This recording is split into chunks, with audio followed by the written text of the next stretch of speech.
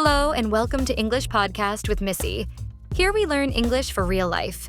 Clear, slow, and simple. Let's learn English together. Are you ready? Let's begin. Hello, my dear friends. It's Missy. Welcome back to our cozy English corner. I'm so happy you are here today. This podcast is our time to slow down, share stories, and learn English in a gentle way. And today, I want to tell you about something that changed my days. A new hobby. Hobbies are like little treasures we choose for ourselves. They make life brighter, softer, and more colorful. So, get comfortable, maybe with a cup of tea, and let's dive in.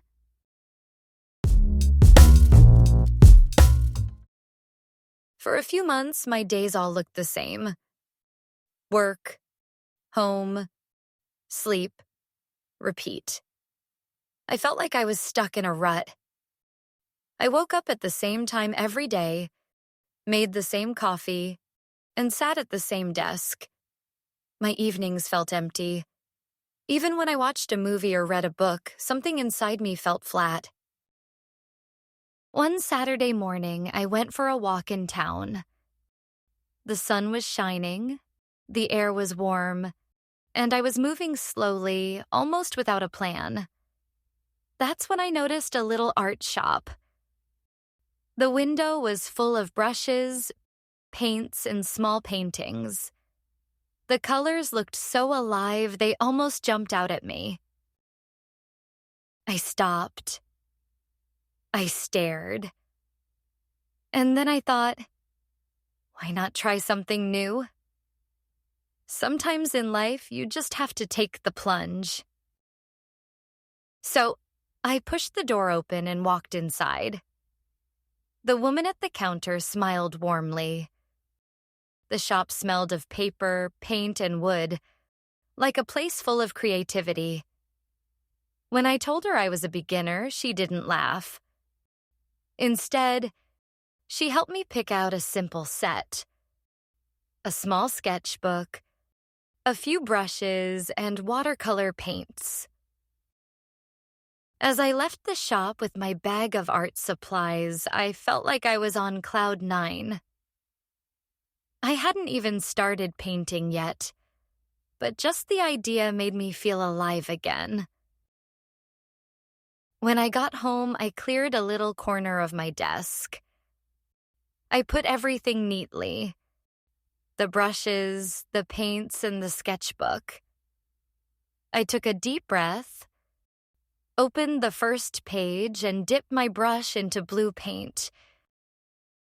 When the brush touched the paper, the colors spread softly, like water flowing in a river. It was magical. My first picture was, well, not so magical. I tried to paint a flower. The petals looked funny, the stem was too thick, and the colors mixed in strange ways. But you know what? Every cloud has a silver lining. And the good part was this: I was smiling again. The next day, I tried again. I painted a cup of tea. At least that was the plan. But honestly, it looked more like a potato in a bowl. Still, I didn't give up. Painting wasn't about showing perfect pictures to the world. It was about discovering a quiet joy inside myself. After a few weeks, something began to change. My flowers started looking softer. My leaves looked more natural. I learned how to mix blue and yellow to make green, and how to add water to make the colors lighter. Slowly but surely, I was getting better. Sometimes my friends came to visit. I showed them my sketchbook. They laughed kindly and said things like, "Oh, Missy, that doesn't look like a cat. But it's cute." We laughed together. Painting wasn't about perfection. It was about connection. One evening, I noticed something. The more I painted, the calmer I felt. The stress from work didn't stay in my head all night. My hobby was giving me balance, like a soft medicine for the heart. And little by little, I began to see, practice makes perfect. The more I painted, the better I became. Painting taught me patience. Sometimes the paint needed to dry before I added more color. If I rushed, the whole picture became messy. Painting taught me to observe. I looked closely at flowers, cups, or trees, things I normally passed quickly. Suddenly, I noticed small details. The way light shines on a leaf, the shadow of a spoon, or the curve of a petal. And painting reminded me of something important. Rome wasn't built in a day. My little sketchbook was filling with pictures. Some were messy, some colorful, some funny. But each one was a small step forward. You see, hobbies are not only hobbies. They are doors to happiness. They take us out of our shell. Before painting, I sometimes felt too tired to talk to friends. But when I started painting, I had new things to share. I showed my friends my potato cup and we laughed. I showed them my better flowers and they cheered for me.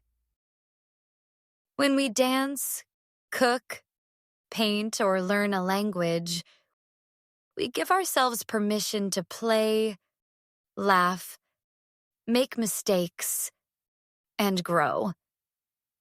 Hobbies are like secret gardens. They don't have to be perfect, but they bloom with joy. So, my dear friends, maybe you also feel stuck in a rut sometimes. Maybe your days feel a little too similar. If that's true, I encourage you to take the plunge and try something new. Remember, Rome wasn't built in a day. You don't need to be perfect. Just enjoy the process. And when you make mistakes, remember, every cloud has a silver lining. And who knows, you might end up on cloud 9 with a new hobby you never expected. Before we finish today's story, let's take a few minutes to review the idioms we used. This will help you remember them and maybe even use them in your own sentences. Stuck in a rut. Feeling bored or tired of doing the same things every day. Example: I felt stuck in a rut, so I decided to try painting. Take the plunge. To do something new or a little scary. Example: I decided to take the plunge and buy my first set of paints. On cloud 9, feeling extremely happy. Example: when I walked out of the art shop, I was on cloud 9. Every cloud has a silver lining. Even in a problem or mistake, there is something good. Example: my first painting was messy, but every cloud has a silver lining. I felt happy anyway. Slowly but surely, little by little, making steady progress. Example: slowly but surely, my flowers started to look better. Practice makes perfect. The more you do something, the better you become. Example: I kept painting every day. Practice makes perfect. Rome wasn't built in a day. Important things take time to achieve. Example: my paintings aren't perfect yet, but Rome wasn't built in a day. Out of your shell. Becoming braver or more confident. Example: painting helped me come out of my shell and enjoy trying new things. And that's my story, dear friends. How painting became my new hobby and how it has brought color and joy back into my life. I want to take a moment to say thank you. Thank you for listening, for sharing your time with me, and for joining me in this little English corner. Every time you come here, it feels like we're on this learning journey together. I hope today's story and idioms inspire you to try something new, even in small ways. Remember, hobbies don't need to be perfect. They are about joy, discovery, and giving yourself space to grow. So, until next time, my friends, take care, keep smiling, and keep learning. I'll see you again soon.